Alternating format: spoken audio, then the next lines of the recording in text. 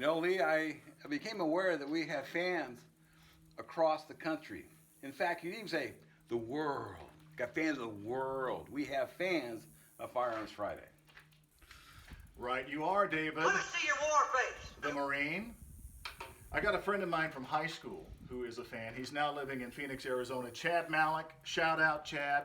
Thanks for the inspiration on this week's video. He says he found some old buckshot that he bought back in 1984 at the old store we used to hang out. Thought he'd take it out to the range and was worried it wouldn't shoot.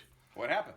It did just fine. But that reminds me, I've got all kinds of not only antique guns laying around the house, but antique ammunition. Me too. In fact, I was kind of curious if we compared. I got some from 1927, how Wow. that would compare to current manufacture. Here's what I got. It is pistol ball, caliber 45, M1911. This has a 230 grain full metal jacket bullet. It goes about, I think it's 810 feet a second, a 230 grain bullet.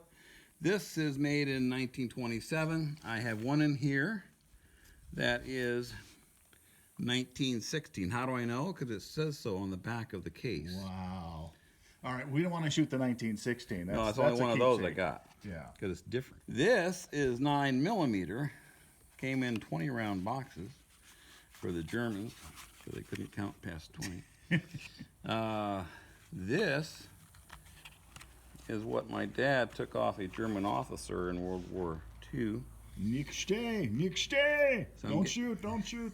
I made this as 1944, so a little bit newer than the 45, but we'll compare that too. I got some 30 caliber that my dad hand loaded, but I don't want to shoot that for sentimental reasons. He probably hand loaded it in 1969, but I did dig up this old box of 22 short. I don't even know if that store exists anymore. I know the price does not. Yeah, $1.59.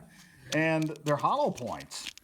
So I don't even think they make those anymore, do they? Yeah. They do? Okay. Because, hollow points are, more destructive. So I would say this is circa the 1970s. That's my guess. We're going to do this as officially as we can. We've got a chronograph here, and so we're going to compare the speed and feet per second of the different years manufactured. This is the 1927 45 ACP cartridge. 772. Modern manufacturer, 230 grain, 45 ACP from the same gun. 792. So it's 20 feet faster than the one from 1927. That's not bad. That's within the standard deviation of modern loads. This is a 9mm from 1944 that my dad took off as German officer back in World War WW2. 1318. This is a modern 9mm, same bullet weight, same gun. 1144. So here's the little 22, 22 short. We're going to first shoot the antique load from the 1970s. 828. And the modern load.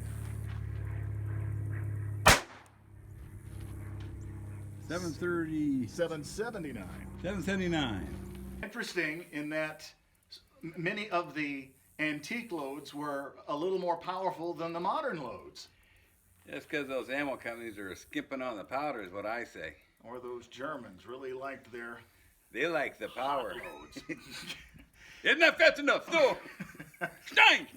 Is there any danger, you think, if the ammunition is in reasonably good shape externally? Is there any danger to worry about? If it was stored in the proverbial cool, dry place, you shouldn't have any problems. The ammo we fired from 1927, it fired and it was within the standard deviation, within 20 feet of the first round. Now we fired a second round, it's 20 feet less. So it's like, okay, so it's right in the middle of the two modern rounds. So, and it was stored in the cool, dry place. So if you have that, if it's bulged or corroded or stuff, yeah, you don't want to shoot that. You don't want to risk that. It won't blow up the gun, but, well, if its chamber's fully, then it'll be all right. But it'll jam things up, and it's not going to be worth the effort to do that. And if you're like me, I mean, I've got stuff from 1969 that Dad hand loaded. I don't want to shoot that because that was Dad that hand loaded that. In fact, I was maybe 3 years old helping him out. So there might be a lot of sentimental reasons you don't want to shoot the antique ammunition. Right, and you counter that with, I got some brass from my dad, you know, for reloading, and I can't load this. It's my dad's, and I look at it, it's starting to get little, dots of corrosion on it, and I'm thinking. Use it or lose it. Yeah, exactly. Might as well use it, get some use out of it, because Dad would go, "What the hell are you doing?" Pretty good brass, you just let it go bad on you. I don't know what you're thinking. Antique guns, antique ammunition, whatever it may be. Guns for everybody.